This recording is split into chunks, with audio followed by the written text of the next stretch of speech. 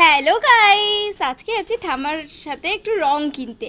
আর প্রথমে কিন্তু আমি একটা টপ আর একটা জিন্স প্যান্ট একদম পরে নিলাম। তারপরে এখানে আমি একটু হালকা ফুলকা একটু মেকআপ করে নেবো। মেকআপ এমন একদমই নয়, হালকা একটু ফেয়ার লাভলি লাগিয়ে নিলাম। তারপরে একটু চুলটা একটু আঁচড়ে আমার একটা কিউট সা ক্লিপ দিয়ে আমি চুলটাকে সেট করে নিলাম, দেখতেই পাচ্ছ তোমরা। তারপরে ভাবলাম লিপ গ্লস লাগাবো, কিন্তু লিপ গ্লস এখন না, যেহেতু কমপ্লেন খাবো। আর দেখতে পাচ্ছ কমপ্লেনটা একদম সুন্দর। আর তারপরে বিস্কুট দিয়ে এখন কমপ্লেনটা একদম খেয়ে নিচ্ছি খুব সুন্দরভাবে। আর এখন ঘুটে টুটে খেয়ে নিচ্ছি একদম ভালোভাবে। তারপরে কমপ্লেন খাওয়ার পরে মুখটা মুছেই নিলাম। তো চলো এবারে লিপ গ্লসটা লাগিয়ে নিই। লিপ গ্লসটা খুব সুন্দর, একদম স্মেলটাও লেমনের, দেখতে পাচ্ছ। তারপরে আমি এখানে কিন্তু একটু পারফিউম লাগিয়ে নিলাম, পারফিউমটা খুব সুন্দর। আর দেখতে পাচ্ছ এখন চলে যাচ্ছি হচ্ছে ঠাম্মা দাদুর ঘরে নিচে।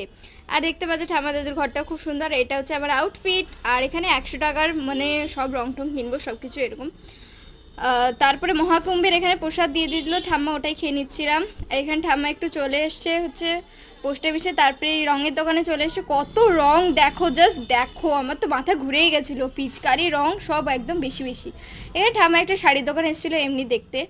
আর তারপরে হচ্ছে এখানে রঙের পুটলি এখন বেরিয়ে পড়লো। আর এখানে হচ্ছে হলুদ রং, তারপর সবুজ রং, তারপর হচ্ছে আবির রং, আর হচ্ছে একটু নীল কালারের রং। এটা সবই কালারগুলো খুব সুন্দর।